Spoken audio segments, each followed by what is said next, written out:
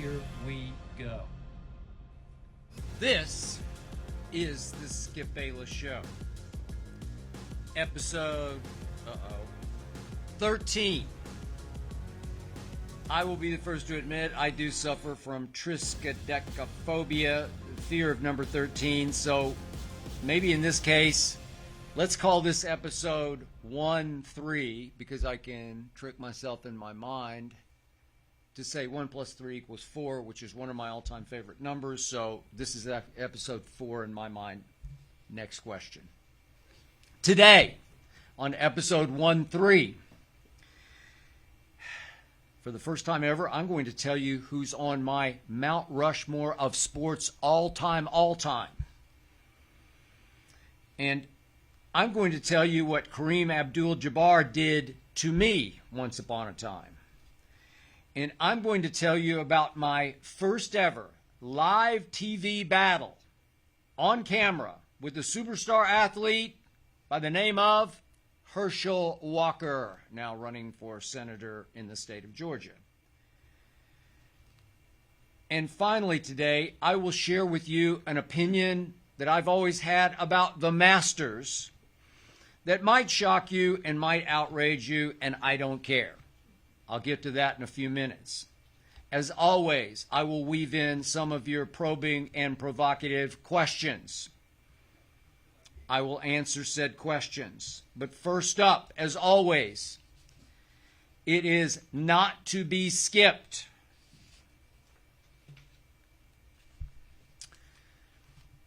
In honor of Tiger Woods' Beyond Human return to Augusta National, not much more than a year after nearly having his leg amputated, nearly losing his life in what easily could have been a fatal car crash, I'm going to start with something I've never done before. On Undisputed, we often go back and forth about who's on your Mount Rushmore of basketball or football or college basketball or college football or baseball or hockey or golf or whatever it might be, Mount Rushmore. But I've never pulled it all together. I've never risen above it all and said, this is my all-time. These are my 4 that I will live and die by on my Mount Rushmore of sports. I will present them in no particular order. At the end, I will rank them in my order.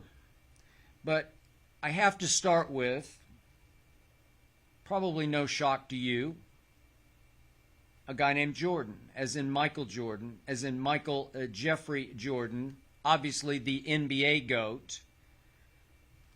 That guy who plays for the Fakers, that LaHoo guy, please don't bring him in here. Just leave him out on the back doorstep. He's the phony GOAT. His team was favored to win it all this year, and it missed the playoffs. End of story. Thank you. Obsolete, defunct, gone. Back to Jordan. I've said it before, and I'm going to say it again. He was simply the greatest competitor and the greatest big game performer ever in any sport. Never been anything quite like him. And you'll see as I go through my 4, they share one quality. This is the transcendent quality. This is the essence of the all-time Mount Rushmore. The 4, the final 4. And that quality is barely controlled rage to dominate. It just spills out. It's on the verge of sheer anger that obviously manifests itself in sheer will and determination and dedication beyond the beyond that elevates each of these 4. And I've never seen it any more so than I saw it in Jordan when I got to know him and cover him in Chicago, especially in 1998, the Last Dance season. as you saw in the documentary, he was obsessed to the point of scary obsession, to the point of he would go to any, as you saw, cruel, cold-blooded lengths to push his teammates to even approximate his greatness under fire. He needed them in little ways, but in the end, it was all about 23, the original 23, not the phony one, the original one. And how in my wildest fairy tales could I imagine a final sequence to a career like that one? At Utah, Game 6 of the finals, Jordan steals the ball from Karl Malone, dribbles the length of the court, little shove off, which he was known for, on Brian Russell, and then he holds the pose as the ball swishes and Utah sinks again at the hands of Michael Jeffrey Jordan. Only one piece of memorabilia I've ever owned. I bought a picture in my days in Chicago after that finals. I was a columnist for the Chicago Tribune. And I saw it in the Tribune store a week or so after the finals were over. It's a shot from the far end of the floor of Michael's shot, the last shot, holding the pose. And you can see the little faces, the individual faces of the Utah fans, the horror in their eyes, knowing that he'd done it to them again. That picture still hangs in my home. It's the only picture I have that's anywhere near any kind of sports memorabilia. If possible, and I wrote this once in the Chicago Tribune, if possible, Michael Jordan was a supremely talented overachiever. Overachiever. He was better than anyone else, and he worked harder than anyone else. And in the end, it was just unfair. 6 finals, 6-0, 6 MVPs. Just unparalleled rage to win. And in the end, there's nobody who ever played any sport, nobody, that I would rather have the ball in his hands with the game on the line for my life. I want him with the ball in his hands to save my life. That's Michael Jeffrey Jordan. Next up on my Mount Rushmore, no shock, Thomas, Edward, Patrick, Brady, Jr. Michael Jordan disguised as the corny dad next door. Tom Brady, ultimate wolf in sheep's clothing. Cold-blooded killer who says, oh shucks, gee whiz, I just shot you dead. That's the essence of Brady. He doesn't look the part, but does he ever act the part? Actually, more clutch than Jordan, only because he had more opportunities to be clutch than Jordan had. I mean, think about this.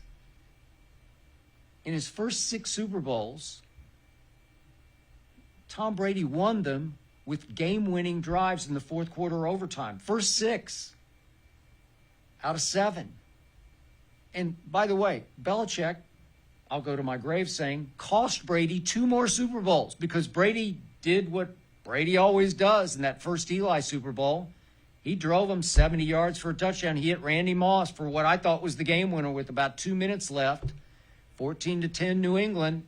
And here came who? Eli Manning against Belichick's defense. He went 75 yards in 13 plays against Belichick's vaunted defense, the genius. Eli Manning pulled that off. Eli Manning hit Plaxico for the game winner. 17-14 Giants? That's not Brady's fault. Should have that one. And then, obviously, in the Philly Super Bowl, all Brady did was throw for a playoff record, not a Super Bowl, a playoff record, 505.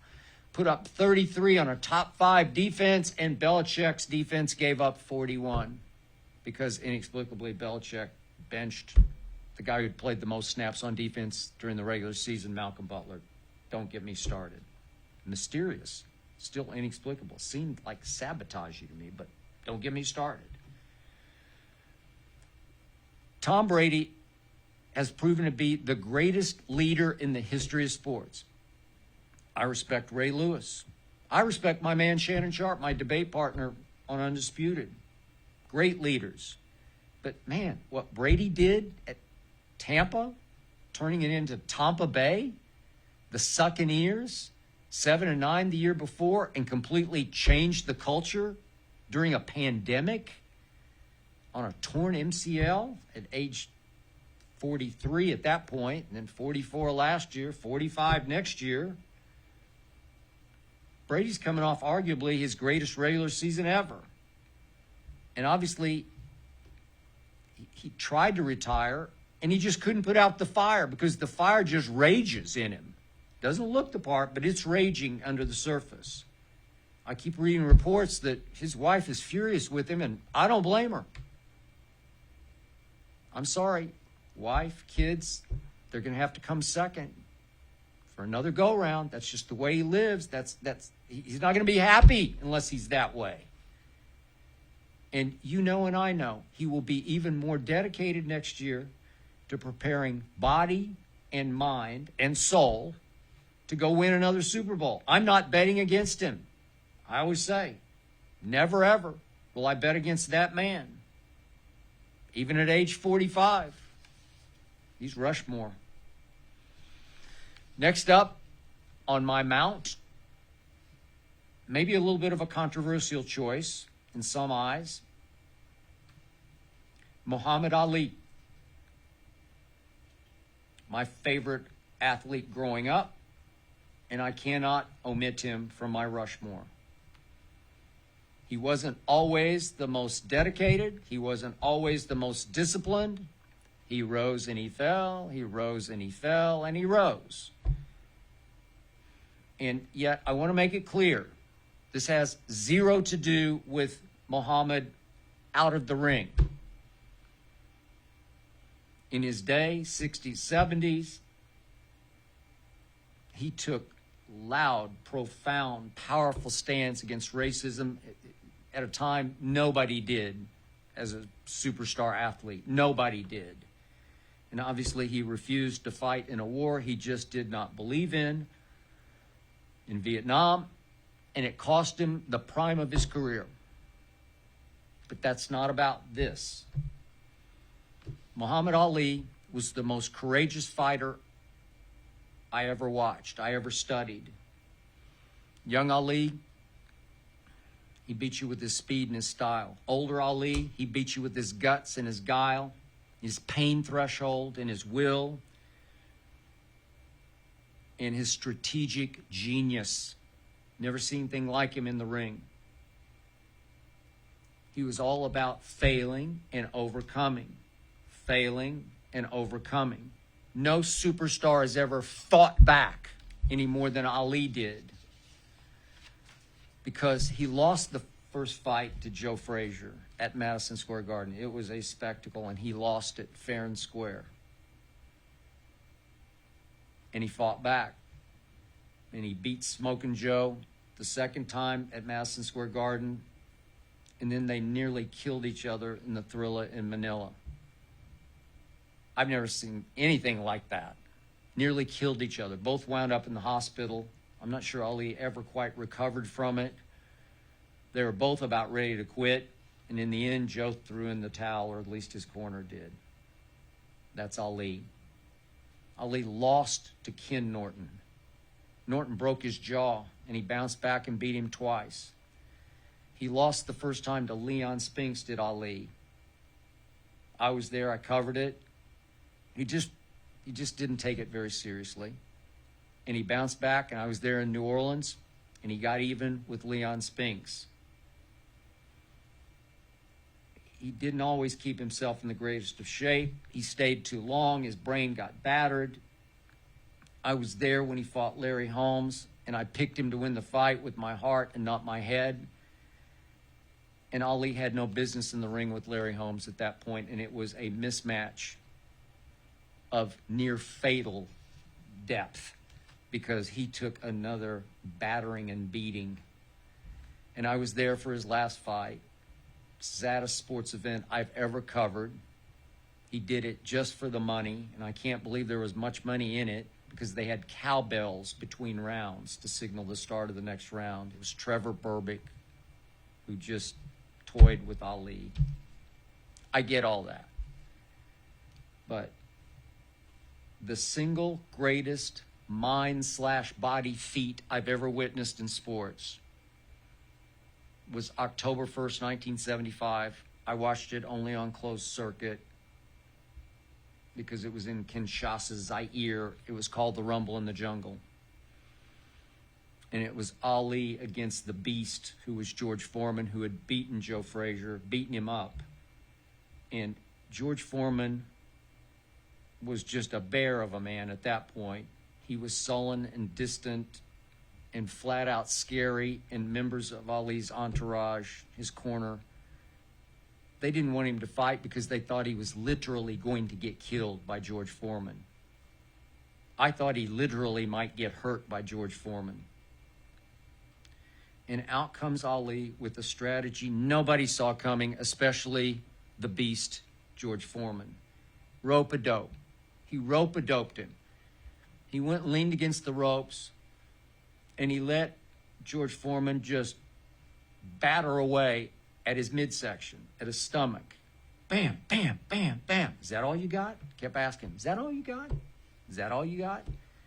And George Foreman wore himself out, just hitting the punching bag that was Ali's stomach. He had trained for it, obviously. He was ready for it. Fifth round, Ali's like, yeah, that's all you got. And he dropped him. It was just pure Rushmore. Ali belongs. Now for the final face on my Rushmore, I mentioned him a few minutes earlier, and that would be one Eldrick Woods, otherwise known as Tiger. No athlete in the history of sports has overcome more injuries, has risen above and conquered more injuries than Tiger Woods has. There is no NFL player who has suffered through more injuries and bounced back than Tiger Woods has. And he plays, obviously, golf. I never thought of golf as a contact sport. But Tiger has been hurt more than any golfer ever, times 100. And many of his injuries were self-inflicted. Reportedly, he tore his ACL on maneuvers with the Navy SEALs because Tiger wanted to follow in the footsteps of his father, a Marine who fought in Vietnam. Bully for you, Tiger. But man, did you threaten the prime of your career. Reportedly, you suffered a hairline fracture in your leg while running distance in military boots as a training method. In military boots, they weigh like 10 pounds. You're running distance, I'm talking like 5 miles, 10 miles in the boots. And you fractured your leg. And you, on that fracture, went down to Torrey Pines in San Diego and you won the U.S. Open. Okay, it was only Rocco Mediate in the playoffs, but still, you won the U.S. Open on a fractured leg. Then you ruptured your Achilles, you had neck problems, you had shoulder surgery, you had elbow issues, and you nearly killed yourself in a car crash. I don't know, you're going 80 miles an hour, downhill. According to police reports, you never even touched the brake. I don't know how you walked away. I don't know how you kept your leg. They thought they were going to have to take it. And obviously, I have no earthly idea how, not that much more than a year later, you're in Augusta for the Masters. What? You, Tiger, have willed yourself through more injuries to more victories than any athlete ever that I can remember. Maybe you can dredge up somebody else, but this guy, these are all career-threatening injuries that we're talking about. This man, for about 3 years, dominated the sport of golf the way it never has been dominated and never will be dominated again, I don't think.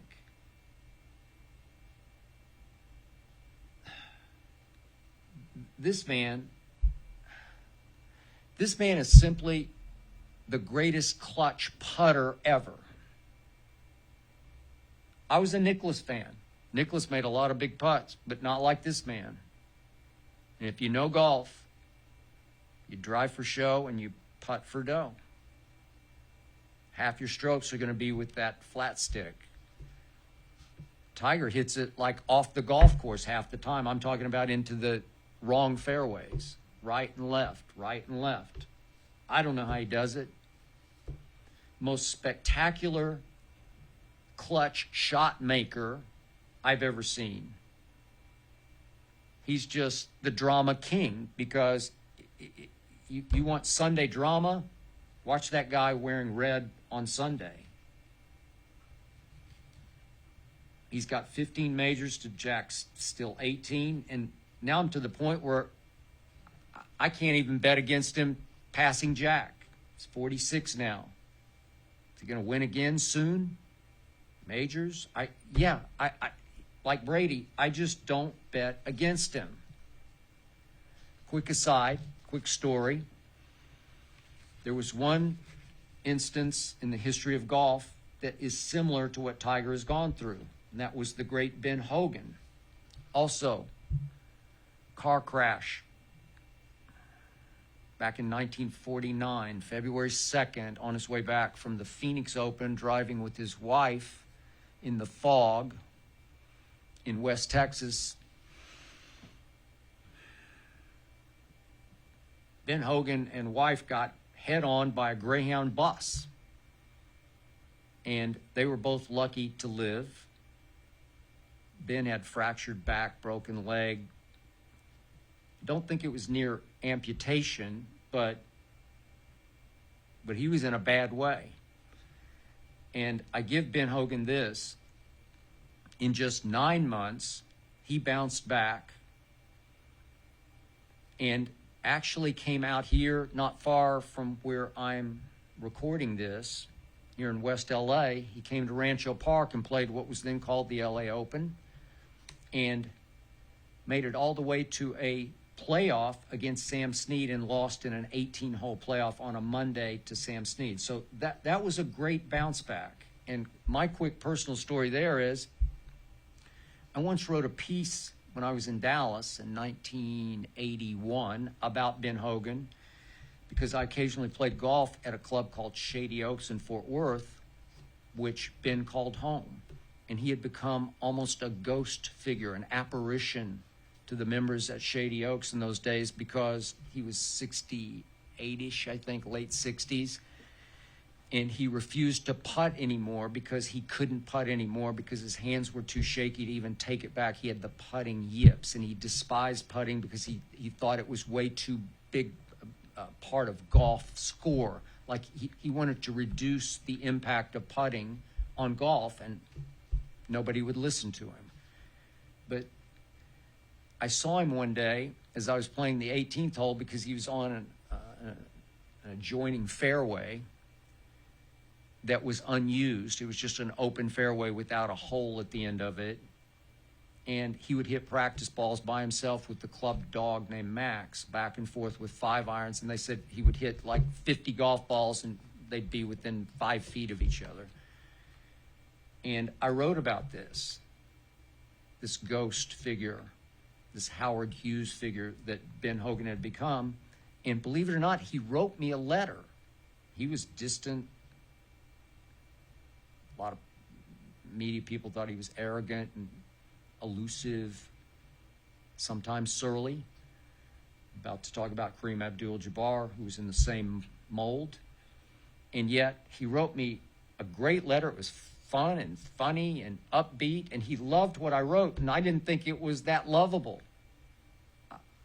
I thought he wouldn't like it. I thought it wasn't all that flattering, but he did. And the last line was, call me anytime you need me. Call Ben Hogan? Nobody in the media calls Ben Hogan.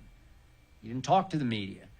So as the U.S. Open was returning that year to Marion outside Philadelphia, where Ben Hogan won the U.S. Open following his car crash, in the days you had to walk 36 holes on Sunday to complete your U.S. Open, I thought, I'm going to call Ben, see if he'll talk about that bounce back. And I did.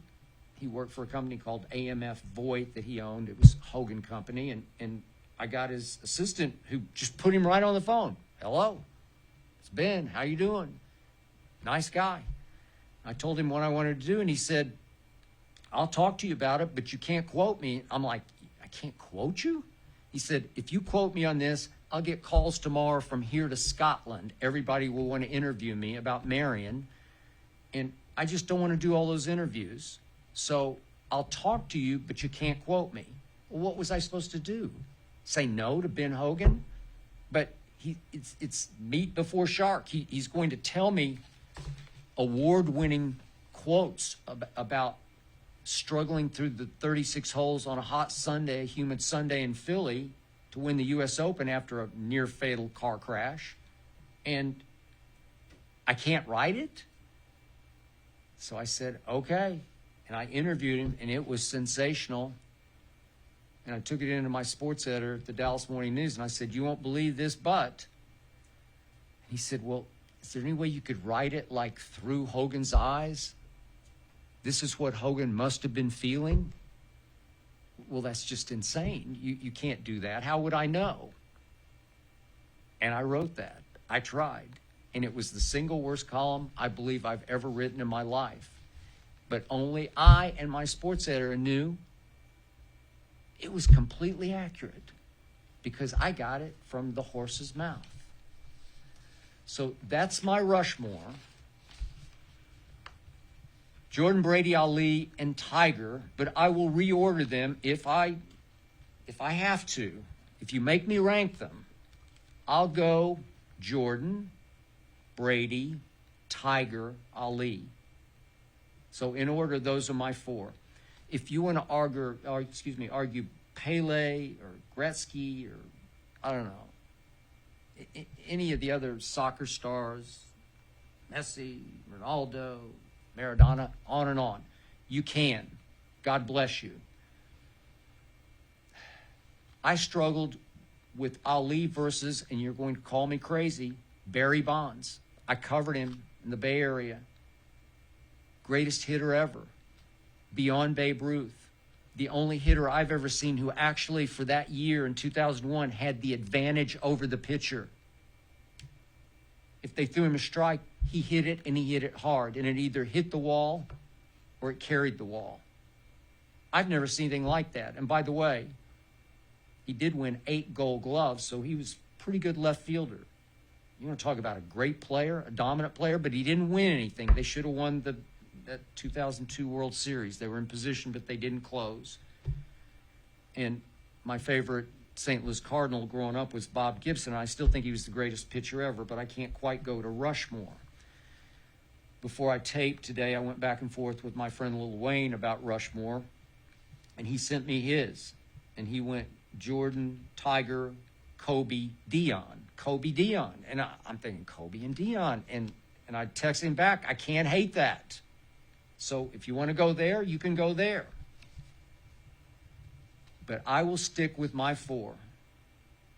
And my 4 will beat your 4 any day or any night.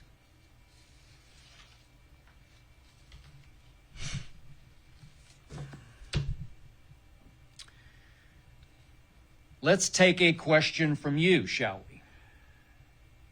How about Milan from Spokane? Were you surprised with how caught up you were in retelling the story of Katy Bell? I told that story in episode 12 last week. And I'm going to have to be careful now because I don't want to get too caught up again and lose it again. I'd never gotten emotional on television. I'd certainly never cried on television until that moment that I didn't see coming last week in episode 12. So, yes, I was surprised because I'd only written about Katy Bell once in a couple of paragraphs in a piece we did here at FS1 called Here I Am, about my background, my childhood, my sports background of playing sports. And yet, all of a sudden, I just unleashed last week on this platform, which is made for that story. I had the room to roam, to go deeper and deeper into my emotions about that woman and what she did for me. And as I spoke, I realized that Katy Bell Henderson, God rest her soul, deserved this attention and this acclaim that I hope she got. And I do thank each and every one of you for listening to or watching my Katy Bell story. Just remember, keep it in perspective that I was the oldest of the 3 kids in my family, and I had 0 parental guidance because my parents were just alcoholic wrecks, broken home. So I didn't know what I didn't know. So she's basically raising me and teaching me everything I needed to know and saving me. I could have rebelled against my broken home and just gone south. I had every opportunity. I had no rules. I had no curfews. I had nothing. I could just go wherever I wanted to go and do whatever I wanted to do. And she saved me because she taught me. But I couldn't appreciate it at the time. So I thank you for allowing me to appreciate her last week as I spoke. And it just slapped me right in the face that I didn't thank her because I didn't know. I didn't realize how great I had it. And she was a God-fearing, God-loving woman, and she always told me, she said, we all come from God. She would say, we all come in different shapes and different sizes and different colors, but we all came from the same Creator to begin with. That always stuck with me because that's the essence of the way I live my life and deal with the people I deal with. And so this gave me the opportunity to thank God for giving me the guiding light that was Katy Bell.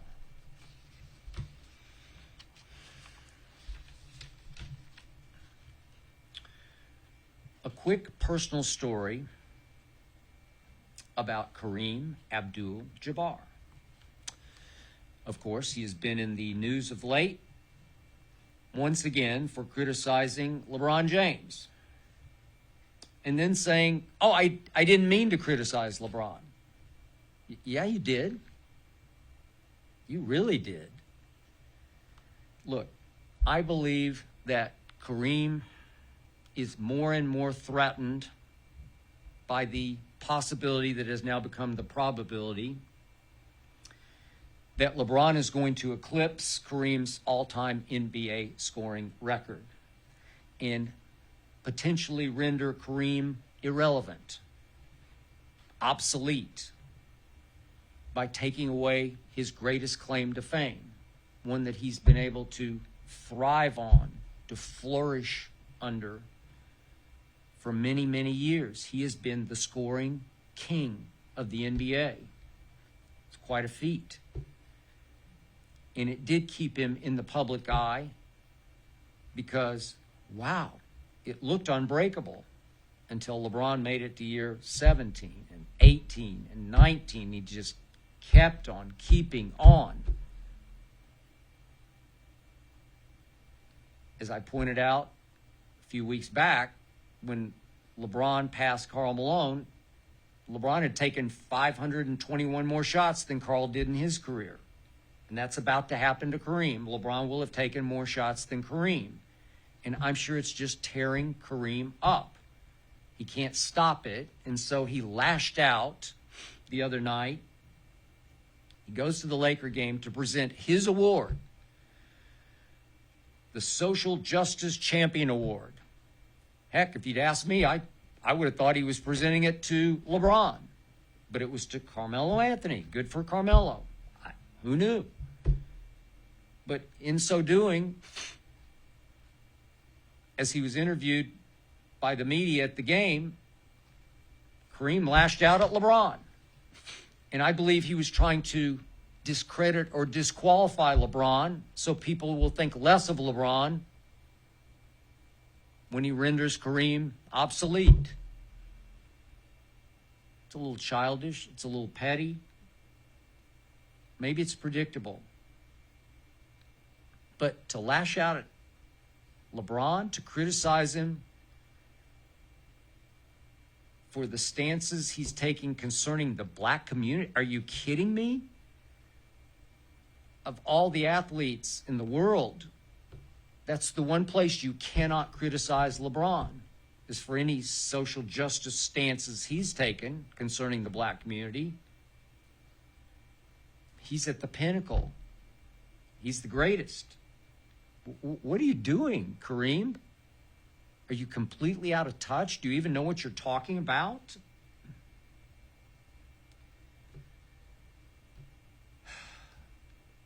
So, here was Kareem, the all-time greatest scorer, trying to protect a legacy that has teetered over time only because of the way Kareem has always treated the media during his playing career, 20 years.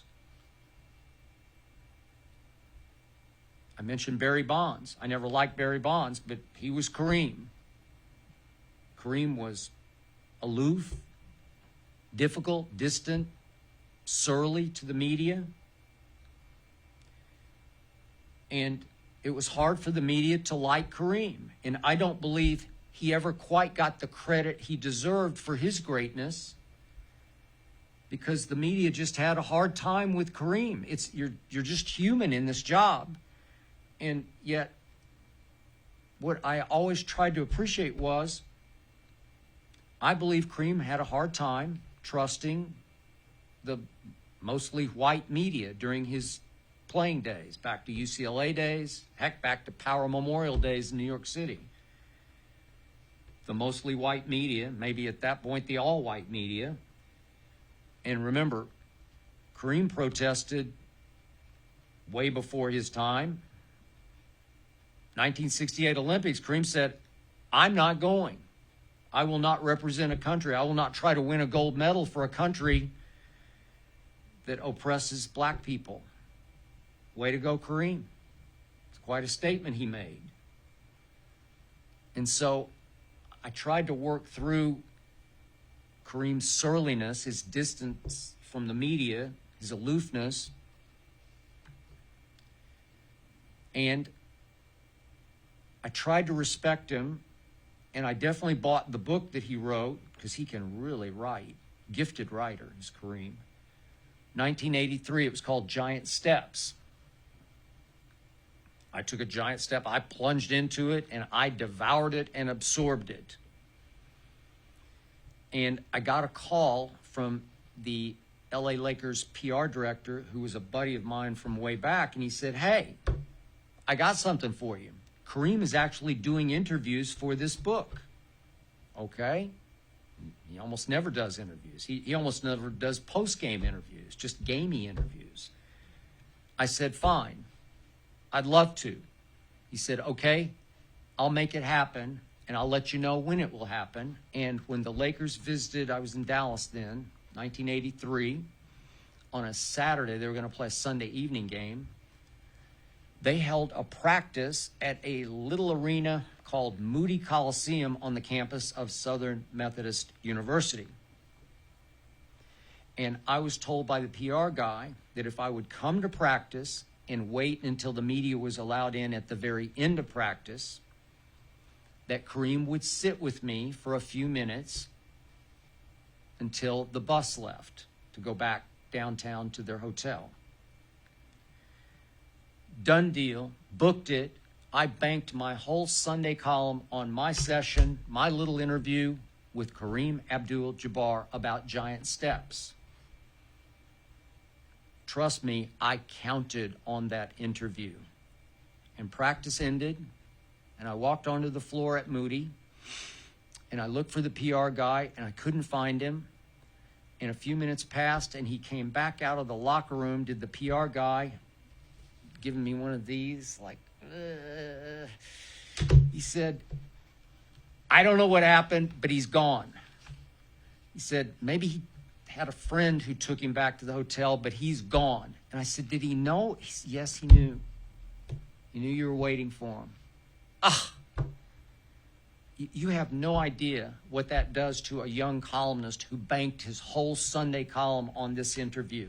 It is horrifying. I got nothing. The practice was later in the day, as I recall, maybe a 3 o'clock practice, because I think they had flown in from LA. And I am screwed, man.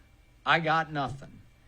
And I don't know. I think I ended up writing about Kareem. I should have looked up the piece, but I couldn't because it's too horrifying to read what I was forced to write. But I tried to write about giant steps, just my perceptions. But it would have been so much better if I could have gotten his perceptions on the record in fresh quotes that would have made my piece fly. And he left me hanging. And obviously, I didn't appreciate it.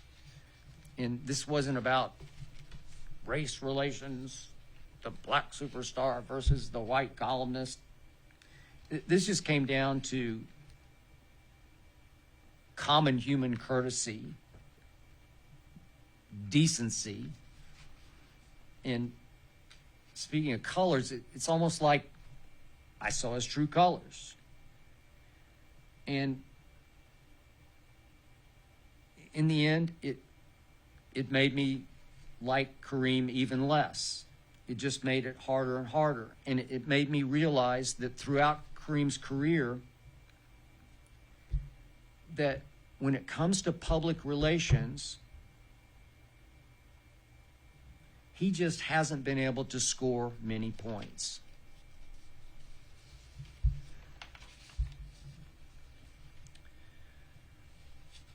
Back to you. Question from the audience. DeAndre from Washington, D.C. The arch rival of my Cowboys. And it's a Cowboy question, naturally. If the Dallas Cowboys really are America's team, then why are they so hated by so many? Fair question. Number one,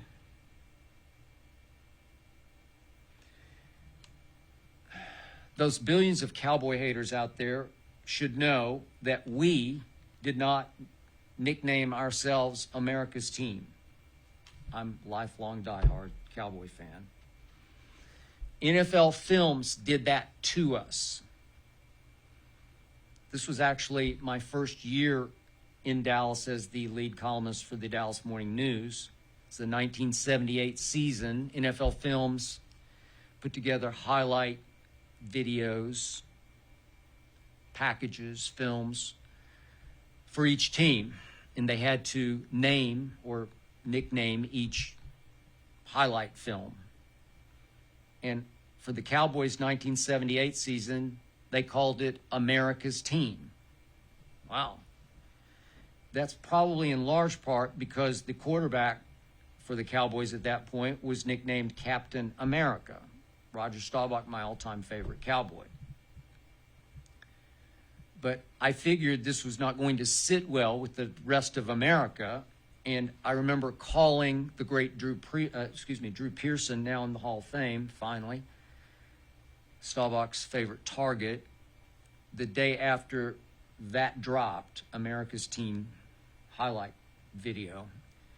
And Drew was beside himself. I called him at home, and Drew was a tough guy from New Jersey, and he got it that so many people hated the Cowboys. And he realized they had just lost to Pittsburgh in the Super Bowl, 35-31, Super Bowl 13. I was there. And Drew realized this was just coal on the fire, man. The Flames were going to rage against the Cowboys, and he hated it because he said, we don't think we're America's team. They called us America's team, and obviously it stuck. And look, I will admit over the years that we've had probably more than our share of what I would call pretty boys or fat cats or front runners, all of which contribute to Cowboy hate. And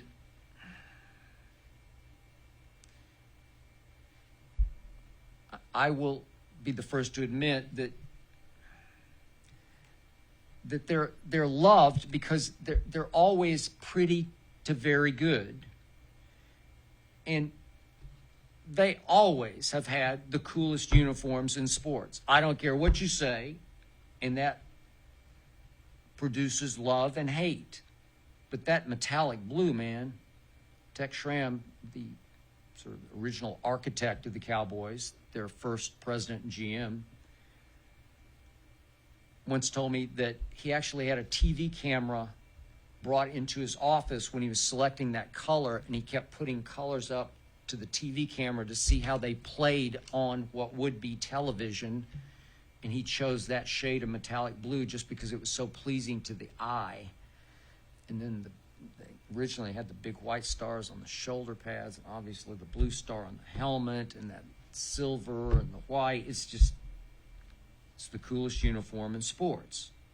Love and hate. And they're hated because in the end,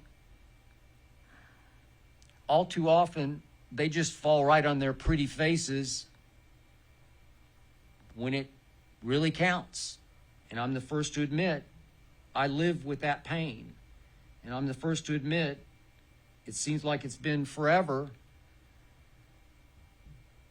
since they were even in the NFC Championship game, 27 years. Okay? Yet, who's the biggest TV draw in all of American sports to this day? Dallas Cowboys. It's not even close. Every year you can look at the top 5 games of the year, Cowboys. What team is the most valuable team in all the world? It's the Dallas Cowboys. Does that qualify you as America's team still, even though it's been 27 years since you even played an NFC Championship game? That brings me finally to the single biggest reason the Cowboys are so hated, and that's because the owner over those last 27 years has insisted on being the team's biggest star. Jerry Jones is so ubiquitous. He's so everywhere. He's omnipresent. He does 2 radio shows a week. He is constantly inserting himself in front of every camera, every microphone. He does post-game interviews that no owner ever does on a regular basis. And the truth is, it comes down to Jerry Jones even makes Cowboy fans hate him.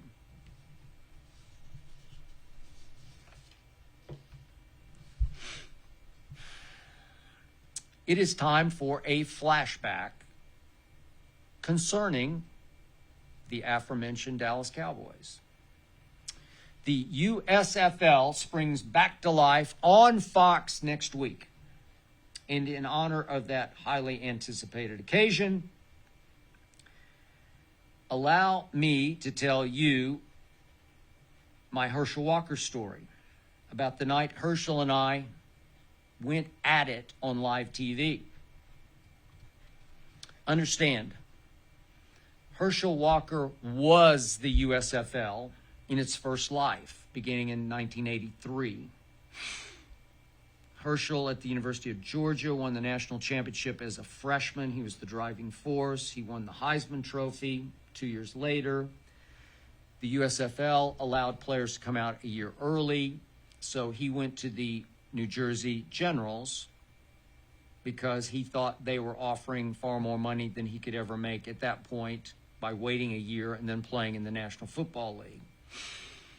And he led the USFL in rushing in 1983 and 85, and he was the MVP in what proved to be his final year in the USFL in 1985. So now let's flash forward for just a moment, because I looked the other day on Twitter at the trends and I saw Herschel was once again trending, Herschel Walker, and it trended on and on throughout the afternoon and evening, because he is running for the Senate in Georgia. And Herschel Walker has always been known for exaggeration. And in this case, he was called out for exaggerating his academic achievement within the confines of his senatorial race in Georgia. He has contended for several years. He graduated in the top 1% of his class at Georgia, but he did not graduate from Georgia. And he has contended for several years that he was the valedictorian of his high school class, which was exposed last week as not true. So he trended, and Herschel's propensity for exaggeration took me back, flashed me back to what happened soon after the Cowboys had used a very shrewd fifth-round pick on a Herschel that nobody saw coming because they thought he was still going to play in the USFL, when, heart of hearts, Herschel had grown up a Cowboy fan like everybody does, and he wanted to segue back to the National Football League as a Dallas Cowboy wearing the coolest uniforms in sports. And here he came, and yet here we already had one Tony Dorsett, future Hall of Famer, all-time great Cowboy running back. Wait a second, you got both of them? And you're going to do what with both? Oh, said Coach Landry, we'll have the dream backfield. Herschel and Tony. We'll figure it out. But Herschel took Dallas by storm. And I'm talking about storm as in what we used to call blue northers, which roared down the central Texas plains out of Oklahoma and froze Dallas. Whew. Within like a day, Herschel was the biggest star in Dallas. And the Cowboys were starting to crumble. Rome was starting to fall. This was 1986. But they still had a lot of stars on that team, but nobody as big as Herschel instantly became. Terrific interview, because he'd tell you that pretty soon he told us the first media session, I want to become one of the greatest golfers ever. Do you play golf? No, not yet, but I will. And we bought it. Like, this guy's amazing, because he'd been amazing at Georgia and New Jersey Generals. Also said he wanted to become an FBI agent in the off season. We bought it. Okay. And of course, as he always has said, every day, said Herschel, he does 1,000 push-ups and 1,000 sit-ups. 1,000 push-ups and sit-ups a day? Man, that's a lot. Seriously? Seriously, every day. Well, you want to talk about ripped and chiseled and just paragon of athletic greatness. That was Herschel. He went 6 foot 225, and I covered some what were called Dallas Times. I was then at the Dallas Times Herald, moved from the Morning News, and we had what was called the Dallas Times Herald track meets, which were winter meets indoors at Reunion Arena where the Mavericks played. And I would go watch Herschel. He would go run the 60-yard dash against the best in the world, and he would beat them in the offseason. So it's not like he was fabricating or exaggerating that. He could do it. Herschel Walker took more punishment in those 3 years with the Cowboys, 86, 7, and 8, than I've ever seen any running back take. First year, he led the league in yards per touch. That's running and catching, because they threw it to him a lot. And the team went 7-9. And then in 87, a strike year, he led the league in total yards, as in obviously rushing and receiving yards, 1,606, and they went 7-8 in that strike year.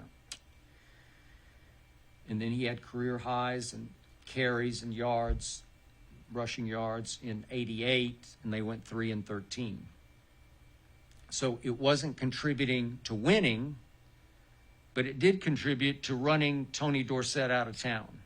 And trust me, that locker room was not happy about that, because that locker room loved Tony Dorsett the way a lot of players in today's NFL love Odell Beckham Jr. Just in awe of Tony's speed, Tony's elusivity, and his ability to make big plays. But Tony was starting to fade.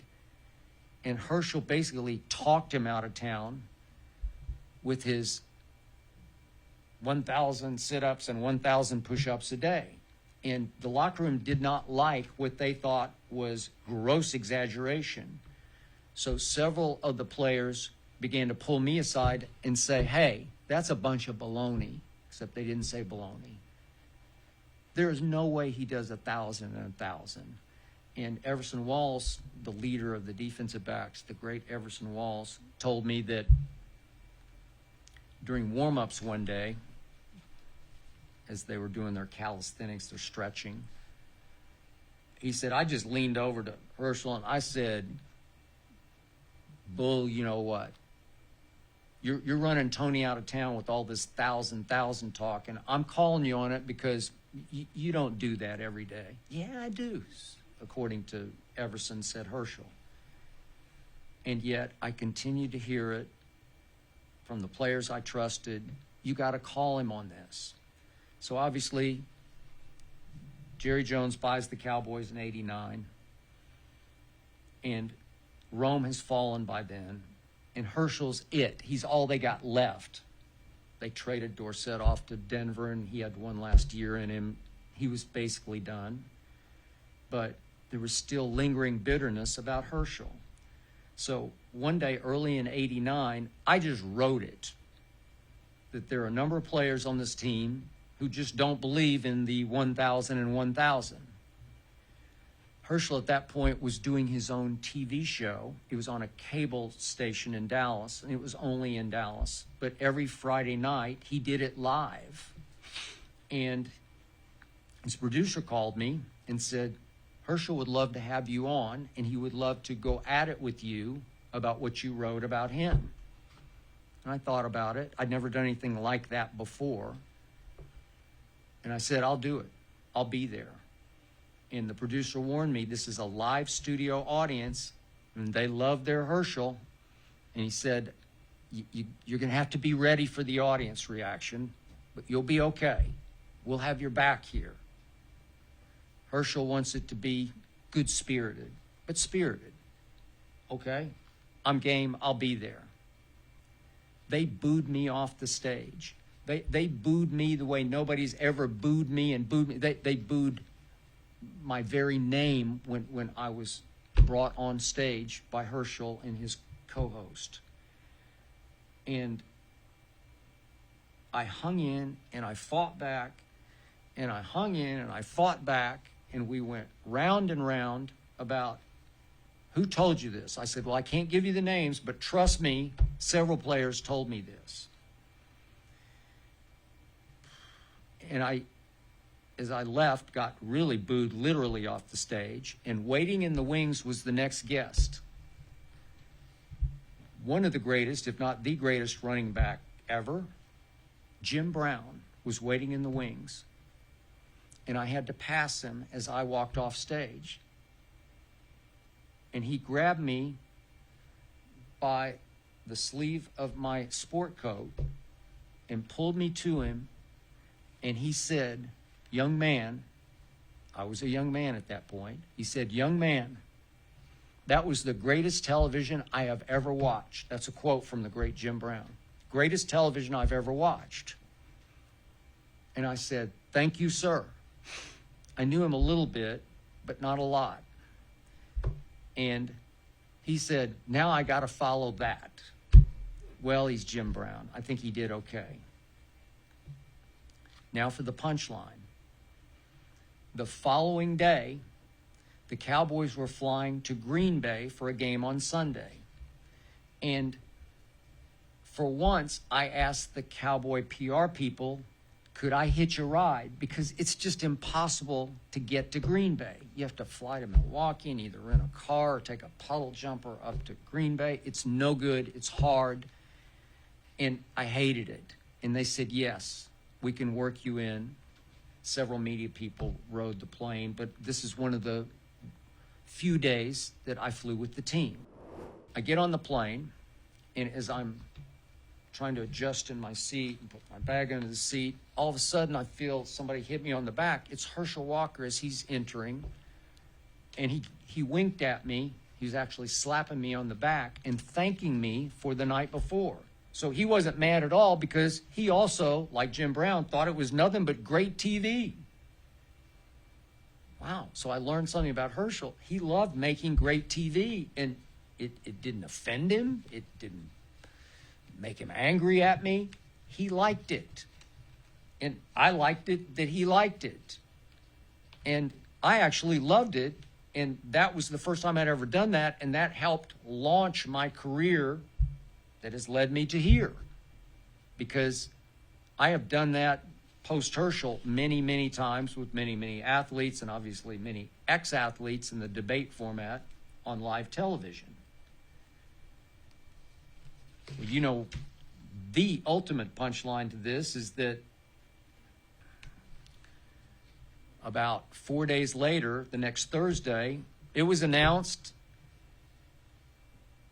Jerry and Jimmy and the Dallas Cowboys have traded Herschel Walker to the Minnesota Vikings.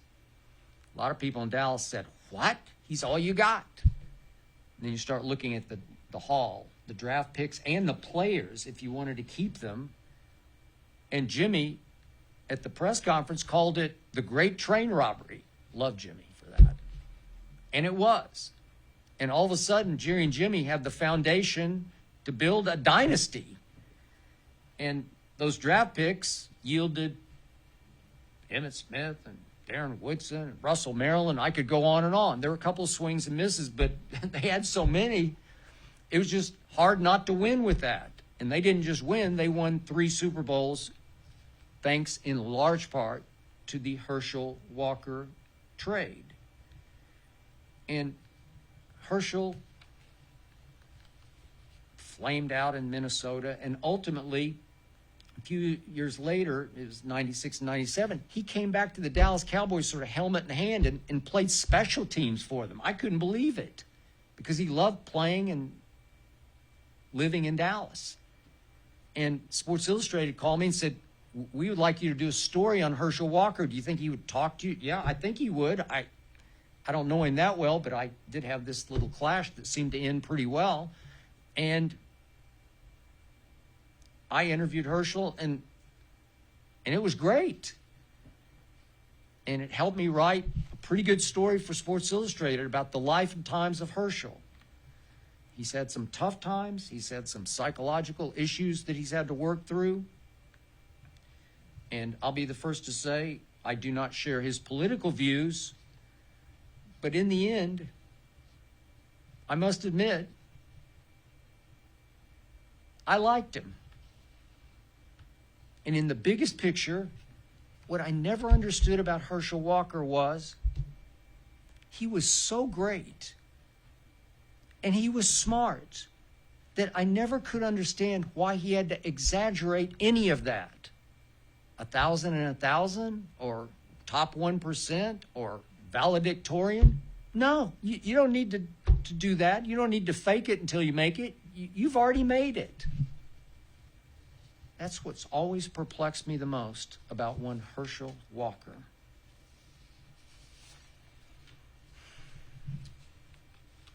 I will leave you with one quick final thought in honor of Tiger at the Masters. The first time I ever had my friend Lil Wayne on TV with me was on ESPN way back in the day. I'm not even sure what year it was. 2007 or 8 maybe. And to his credit, he showed up early and attended our pre-show meeting. And we're kicking around the possible debate topics for the day, and I'm not sure why this was on the docket, but it was. And it was, what's the greatest day in sports annually? What's the greatest day in sports? And I didn't know Wayne much at all at that point, and I pretty casually shot across the table. To me, it's Masters Sunday. Greatest day in sports every year is Masters Sunday. And he looked at me and said, you are out of your effing mind. Masters Sunday?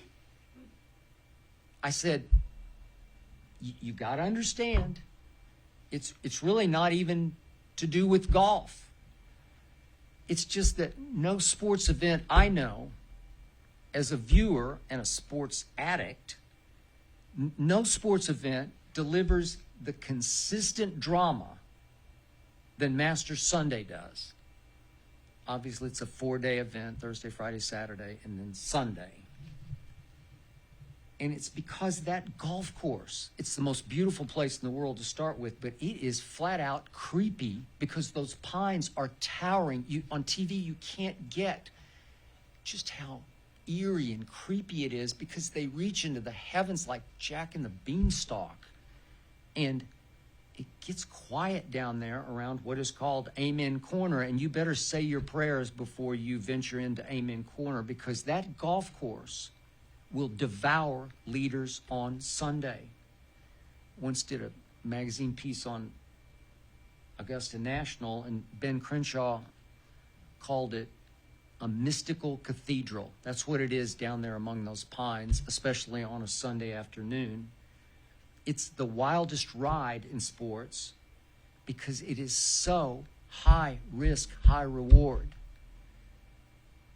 It's the tee shot over Rays Creek on the par 3 12th. It's just the scariest shot in golf. It's actually the scariest moment consistently year after year in sports. It's just the scariest moment because the wind is just completely unpredictable. It swirls among the pines. You think it's with you and it's against you, and all of a sudden you get just a breath of wind just as you strike the golf ball, and it hangs and it hangs and it hits the bank and it rolls back into the water. I've seen it again and again and again. I mean, you see guys just heave sighs of relief just to get it on the putting surface or just to get it in the sand. Just hit it in the sand trap, in the greenside bunkers. And then you got a second shot over water on the par 5 13 and another second shot over water that's even longer on the par 5 15th. And you have that closing tee shot through those towering pines. It's like trying to hit a golf ball through a keyhole. If you're there and you could see it, like I've been there so many times. I've walked the golf course 100 times. I think I covered around 30 Masters. Don't do it anymore, but I did it enough to know. Double bogeys are lurking around every corner, as in Amen Corner. And remember, golf is the greatest pressure test in sports to me, especially at the highest level, because the ball doesn't move until you move. There's no reaction in golf. Like, obviously, you're not reacting to a baseball pitch or a football pass or a basketball pass or somebody attacking you where you try to defend them off the dribble, or you're not attacking somebody who will try to block your shot. It's just you and that little tiny ball and that little tiny hole, and it does not move until you move. With your hand shaking and your stomach jumping, heck, on my little level, just playing for $1, it gets scary enough. But there, on that golf course, and remember, it's the only major that the venue never changes. I get you. Augusta with its racist history and its boys club history, and I know all about it. I got that. Still the greatest golf course in the world. They're blessed to have it. The great Bobby Jones created it on what used to be an exotic nursery. That's why it's such a beautiful piece of land and landscape. And it's stunningly scary. And there's something about the dynamic of it that produces the greatest drama year after year after year after year. It transcends the Super Bowl drama or Game 7 drama in the NBA or in the World Series. And in the end, guess who has attended the Masters the last 2 years? Has flown there, bought the ticket, bought the T-shirt, and attended the Masters and walked those fairways among those towering pines. My friend Lil Wayne. And guess who's going to be there this weekend? In part because of Tiger, but just in larger part because he's addicted to going to Augusta and attending the Masters. My friend Lil Wayne. There you have it. That is it for episode 13 of the Skip Bayless Show. I want to thank you for listening. I want to thank you if you're watching. I want to thank Jonathan Berger and his All-Pro team for making this show go. I want to thank my man Tyler Korn for producing. Remember, Undisputed is 9:30 to noon Eastern every weekday. The Skip Bayless Show every week.